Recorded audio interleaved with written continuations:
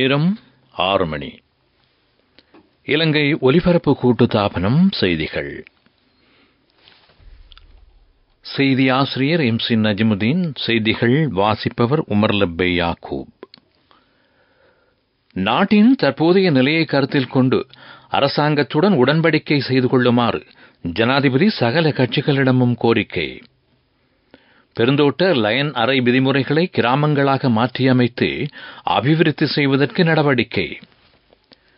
ஸ்ரீலங்கா பொதுஜன பெரமுனவின் மேதின கூட்டம் கெம்பல் மைதானத்தில். மக்கள் கோரிய மாற்றத்தை ஏற்படுத்துவதற்கு தயார் என்று எதிர்க்கட்சித் தலைவர் தெரிவிப்பு. தேசிய மக்கள் சக்தி உட்பட பிரதான அரசியல் கட்சிகளின் மேதின கூட்டங்கள் கொழும்பில். பாராளுமன்ற உறுப்பினர்கள் சிலர் வேறு கட்சிகளின் மேதின கூட்டங்களில் பங்கேற்பு. இந்தோனேஷியாவில் 6 விமான நிலையங்கள் மூடப்பட்டுள்ளன. அவை எமது தலைப்புச் செய்திகள். இனி விரிவான செய்திகள். ஐக்கிய தேசிய கட்சியின் மேதின கூட்டம் ஜனாதிபதி ரணில் விக்ரமசிங்கே தலைமையில் மாளிகாவத்த PD ஸ்ரீசேன மைதானத்துக்கு முன்னால் நடைபெறுகின்றது. நாட்டை கட்டியெழுப்புவதற்கு சகல கட்சிகளும் வழங்கிய ஒத்துழைப்பை வரவேற்பதாக ஜனாதிபதி இதன்போது தெரிவித்தார்.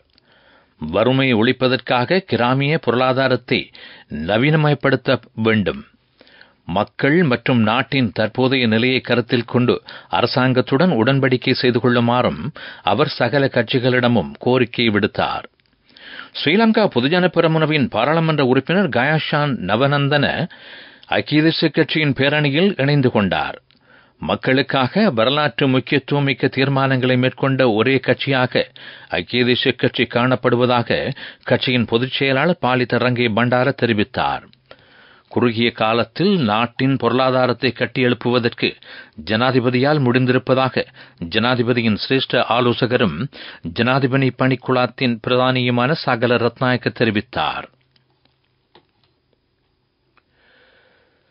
பெருந்தோட்ட மக்களின் பிரச்சினைகளை ஒருபோதும் மறக்கவில்லை. எதிர்காலத்தில் அவர்களின் உரிமைகளை பெற்றுத் தருவதாக ஜனாதிபதி ரணில் விக்ரமசிங்கே தெரிவித்திருக்கின்றார். லயன் அறை விதிமுறைகளை கிராமங்களாக மாற்றியமைத்து அபிவிருத்தி செய்யப்படும்.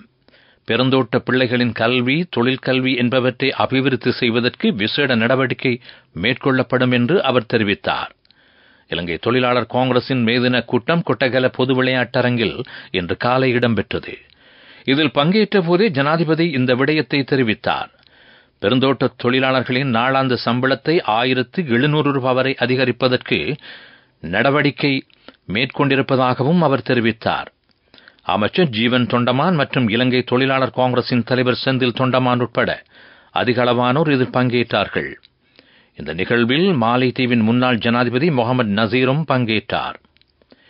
ஸ்ரீலங்கா பொதுஜன பெரமுனவின் மேதின கூட்டம் கெம்பல் பார்க் மைதானத்தில் நடைபெறுகின்றது. இதில் முன்னாள் ஜனாதிபதி மஹிந்த ராஜபக்ச, பிரதமர் தினேஷ் குணவர்தன உட்பட அதிக அளவானோர் பங்கேற்கின்றார்கள். தொழிலாளர்களையும் மக்களையும் கொலை செய்த மக்கள் விடுதலை முன்னணிக்கு தொழிலாளர் தினத்தை கொண்டாடும் அருகதை இருக்கின்றதா என்று பாராளுமன்ற உறுப்பினர் WD வீரசிங்க கேள்வி எழுப்பினார். ஐக்கிய மக்கள் சக்தியின் மேதின கூட்டம் எதிர்க்கட்சித் தலைவர் சஜித் பிரேமதாச தலைமையில் கொழும்பு செத்தம்பீதியில் இடம்பெறுகின்றது. தமது அரசாங்க ஆட்சியில் அரசியல் சுதந்திரத்தை நிலைநிறுத்துவதற்கு எதிர்பார்த்திருப்பதாக எதிர்க்கட்சித் தலைவர் தெரிவித்தார். மக்கள் கோரிய மாற்றத்தை ஏற்படுத்துவதற்கு தயார் என்றும் அவர் கூறினார். இதன்போது முன்னாள் பாராளுமன்ற உறுப்பினர் முஜிபுர் ரஹ்மானும் உரை நிகழ்த்தினார். எதிர்க்கட்சியில் உள்ள பாராளுமன்ற உறுப்பினர்கள் வேறு அரசியல் கட்சிகளில் இணைந்து கொள்ள மாட்டார்கள் என்று அவர் தெரிவித்தார். ஜனாதிபதி தேர்தலை காலம் தாழ்த்துவதற்கு இடமளிக்கப்பட மாட்டாது. தேர்தலை பிற்போடுவதற்கு முற்பட்டால் 2வது போராட்டம் ஆரம்பமாகும் என்றும் அவர் தெரிவித்தார்.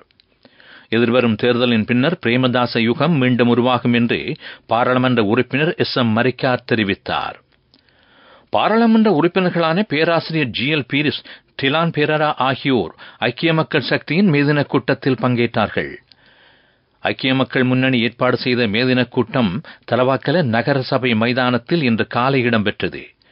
எதிர்க்கட்சித் தலைவர் சஜித் பிரேமதாசவுடன் இலங்கை கிரிக்கெட் அணியின் முன்னாள் தலைவரும் பாராளுமன்ற உறுப்பினருமான அர்ஜுன ரணதுங்க பங்கேற்றார்.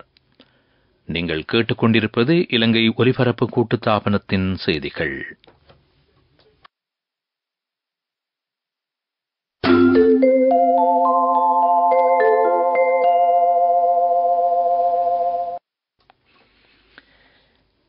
தேசிய மக்கள் சக்தி மாத்திரையில் ஏற்பாடு செய்த மேதின கூட்டம் இன்று பிற்பகல் ஆரம்பமானது. இதன்போது தேசிய மக்கள் சக்தியின் தலைவர் அனுரகுமார திசாநாயக்க அங்கு உரை நிகழ்த்தினார். எதிர்வரும் 20ஆம் திகதிக்கு முன்னர் ஐக்கிய மக்கள் சக்தி வழங்கும் எந்தவொரு திகதியிலும் விவாதம் நடத்துவதற்கு தான் தயாராக இருப்பதாக அவர் தெரிவித்தார். சிவில் சமூக அமைப்பு மற்றும் தொழிற்சங்க கூட்டமைப்பு ஏற்பாடு செய்த மேதின கூட்டம் கொழும்பு புதிய நகர மண்டபத்தில் இடம்பெற்றது. இதில் தொழிற்சங்கங்கள் தொடர்பான ஜனாதிபதியின் பணிப்பாளர் நாயகம் சமன் ரத்நாயக்க பங்கேற்றார். பாராளுமன்ற உறுப்பினர் விமல் வீரவன்ச உட்பட மேலும் சில கட்சிகள் பங்கேற்ற மேதின கூட்டம் இன்று மாலை கிருளப்பன லலித் அதுலத் முதலி மைதானத்தில் இடம்பெற்றது. பாராளுமன்ற உறுப்பினர்களான அதுரலிய ரத்ன தேரர், உதய கம்மன்பில, கெவிந்து குமாரதுங்க, காமினி வலேகுட ஆகியோர் மீதில் பங்கேற்றார்கள். ஜனநாயக தமிழ் தேசிய கூட்டணி ஏற்பாடு செய்திருந்த மேதின கூட்டம் யாழ்ப்பாணம் மானிப்பாயில் இடம்பெற்றது. பாராளுமன்ற உறுப்பினர்களான தர்மலிங்கம் சித்தார்த்தன், செல்வம் அடைக்கலநாதன் உட்பட தமிழ் அரசியல் கட்சிகளின் பிரமுகர்கள் இதில் கலந்து கொண்டார்கள். இலங்கை ஆசிரியர் சங்கம் ஏற்பாடு செய்திருந்த மேதின பேரணியும் கூட்டமும் யாழ்ப்பாணம் நல்லூர் சங்கிலியன் பூங்காவில் இடம்பெற்றது. இலங்கை ஆசிரியர் சங்கத்தின் தலைவர் பிரியந்த பெர்னாண்டோ, செயலாளர் ஜோசப் ஸ்டாலின் உட்பட பலர் இதில் கலந்து கொண்டார்கள். இலங்கை தமிழரசுக் கட்சி சார்பில் பாராளுமன்ற உறுப்பினர் சிவஞானம் ஸ்ரீதரன் ஏற்பாடு செய்திருந்த மேதின ஊர்வலமும் கூட்டமும் கிளிநொச்சி மத்திய கல்லூரி மைதானத்தில் இன்று இடம்பெற்றது. இலங்கை தமிழரசுக் கட்சியின் முன்னாள் தலைவர் மாவை சேனாதிராஜா உட்பட கட்சியின் முக்கியஸ்தர்கள் இதில் பங்கேற்றார்கள். தேசிய மக்கள் சக்தி யாழ்ப்பாணத்தில் ஏற்பாடு செய்திருந்த மேதின கூட்டம் தந்தை சில்வா கலையரங்கில் இன்று இடம்பெற்றது. தேசிய மக்கள் சக்தியின் பாராளுமன்ற உறுப்பினர் விஜித்த ஹேரத், கட்சியின் யாழ்ப்பாண மாவட்ட பிரதான அமைப்பாளர் இ சந்திரசேகரன் உட்பட பல முக்கியஸ்தர்கள் இதில் பங்கேற்றார்கள். புதிய ஜனநாயக மார்க்சிச லெனிச கட்சியின் மேதின ஊர்வலமும் கூட்டமும் வவுனியாவில் இடம்பெற்றது. இதேவேளை தொழிலாளர்களின் உரிமைகளை வென்றெடுப்பதற்காக ஆரம்பிக்கப்பட்ட மேதின போராட்டங்கள் இன்று அரசியலாக மாறியிருப்பதாக தமிழர் விடுதலை கூட்டணியின் செயலாளர் வி ஆனந்த சங்கரி தெரிவித்தார். இதனால் தமது கட்சி சில வருடங்களாக மேதின கூட்டங்களை ஏற்பாடு செய்வதை தவிர்த்து வருவதாகவும் அவர் தெரிவித்தார். பிரதான செய்தி வழங்குவோர் ஒவ்வொரு வீட்டிலும் இருக்க வேண்டிய வீட்டு வைத்தியர் சித்தாலேப.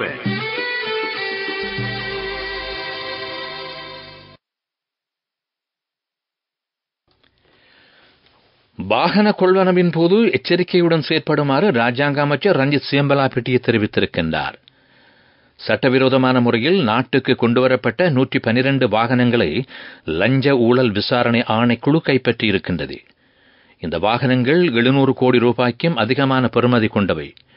2015ஆம் ஆண்டிலிருந்து 2022ஆம் ஆண்டு வரையிலான காலப்பகுதியில் இந்த வாகனங்கள் சட்டவிரோதமான முறையில் இலங்கைக்கு இறக்குமதி செய்யப்பட்டதாக ராஜாங்க அமைச்சர் தெரிவித்தார்.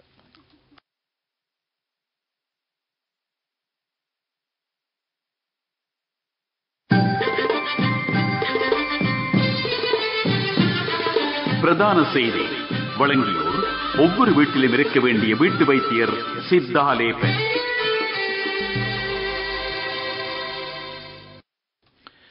பல்வேறு தொழில்துறைகளிலும் ஈடுபட்டிருப்பவர்களுக்கு அது பற்றிய திறன் அறிவை மேம்படுத்துவதற்கான வேலை திட்டம் முன்னெடுக்கப்பட உள்ளது.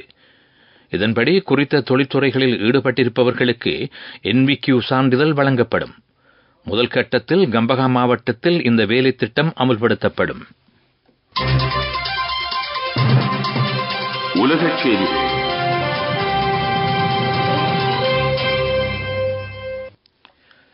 இந்தோனேஷியாவில் 6 விமான நிலையங்கள் மூடப்பட்டிருக்கின்றன. சுலாவேசி தீவில் உள்ள ருவாங் எரிமலை குமுறியிருப்பதனால் எரிமலை சாம்பல் சுமார் 5 கிலோமீட்டர் தூரம் வரை பரவியிருக்கின்றது. இதன் காரணமாக விமான நிலையங்கள் மூடப்பட்டுள்ளன. எரிமலையைச் சூழ வசித்து வந்த 12,000க்கும் மேற்பட்டவர்கள் அங்கிருந்து வெளியேற்றப்பட்டு பாதுகாப்பான இடங்களில் தங்க வைக்கப்பட்டிருக்கின்றார்கள். இதேவேளை அருகிலுள்ள தீவுகளைச் சேர்ந்த மக்களை வெளியேற்றுவதற்காக போர்க்கப்பல்கள் தயார்படுத்தப்பட்டிருப்பதாகவும் அங்கிருந்து கிடைக்கும் தகவல்கள் தெரிவிக்கின்றன. அபிவிருத்தி செய்திகள்.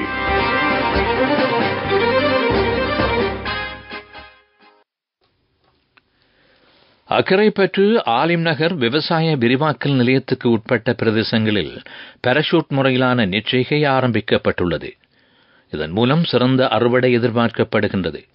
அம்பாறை மாவட்டத்தின் சகல பிரதேசங்களிலும் பாராசூட் முறையிலான நெற்செய்கையினை எதிர்காலத்தில் முன்னெடுப்பதற்கு திட்டமிடப்பட்டுள்ளது. விளையாட்டுச் செய்திகள். மகளிர் T20 உலகக்கிண்ண கிரிக்கெட் சுற்றுத் தொடருக்கான தகுதிகாண் போட்டிகளின் 14வது போட்டி தற்போது நடைபெறுகின்றது. இலங்கை மற்றும் உகண்டா மகளிர் அணிகள் மோதுகின்றன. அபுதாபி மைதானத்தில் போட்டி இடம்பெறுகின்றது. இதேவேளை இந்தியன் பிரீமியர் லீக் கிரிக்கெட் சுற்றுத் தொடரின் 49வது போட்டி இன்று இடம்பெறுகின்றது. சென்னை சூப்பர் கிங்ஸ் மற்றும் பஞ்சாப் கிங்ஸ் அணிகள் மோதுகின்றன. சென்னை மைதானத்தில் இலங்கை நேரப்படி இரவு 7:30 இந்த போட்டி ஆரம்பமாகும். துடிப்பான யூத்திற்கு லைஃபில் சேஞ்சுக்கு சரியாக செட் ஆகும். கண்கள் மூடி கண்ட கனவுகள் நிறைவேற யூத்திற்கு செட் ஆகும் ஃப்ரெண்ட்ஷிப் இதுதானே. NSBI இத்துரு வித்துரு அக்கவுண்ட் ட்ரீம் நிறைவேற சரியான பிளான். வர்த்தக செய்தி அனுசரணை. தேசிய சேமிப்பு வங்கி உங்கள் பணத்திற்கு பாதுகாப்பான இடம்.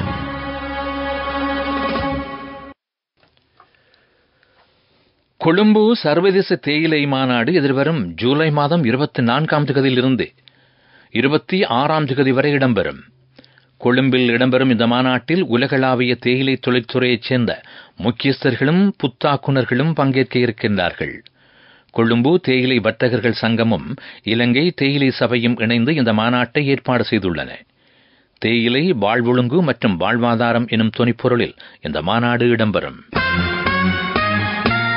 வர்த்தக செய்தி அனுசரணை. தேசிய சேமிப்பு வங்கி உங்கள் பணத்திற்கு பாதுகாப்பான இடம். துடிப்பான யூத்திற்கு லைஃபில் சேஞ்சுக்கு சரியாக செட் ஆகும்.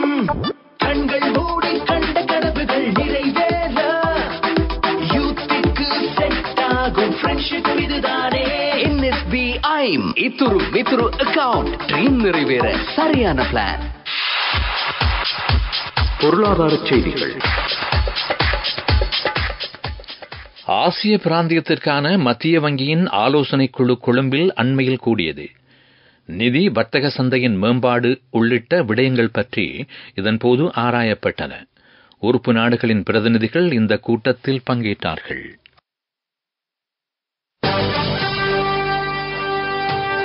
காலநிலை அறிக்கை.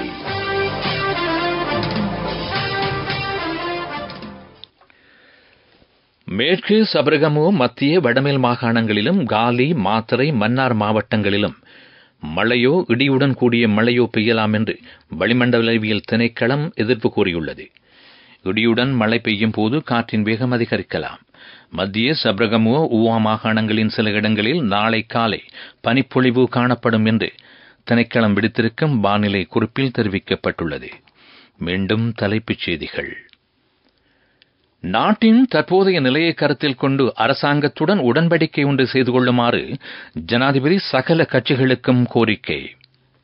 பெருந்தோட்ட லயன் அறை விதிமுறைகளை கிராமங்களாக மாற்றியமைத்து அபிவிருத்தி செய்வதற்கு நடவடிக்கை. ஸ்ரீலங்கா பொதுஜன பெரமுனவின் மேதின கூட்டம் கெம்பல் மைதானத்தில். மக்கள் கோரிய மாற்றத்தை ஏற்படுத்துவதற்கு தயார் என்கின்றார் எதிர்க்கட்சித் தலைவர். தேசிய மக்கள் சக்தி உட்பட பிரதான அரசியல் கட்சிகளின் மேதின கூட்டங்கள் கொழும்பில். பாராளுமன்ற உறுப்பினர்கள் சிலர் வேறு கட்சிகளின் மேதின கூட்டங்களில் பங்கேற்பு. இந்தோனேஷியாவில் 6 விமான நிலையங்கள் மூடப்பட்டுள்ளன. இத்துடன் இலங்கை ஒலிபரப்பு கூட்டுத்தாபனத்தின் இந்த செய்தி அறிக்கை முடிவடைகின்றது. எமது அடுத்த பிரதான செய்தி அறிக்கை இரவு 9 மணிக்கு ஒலிபரப்பாகும்.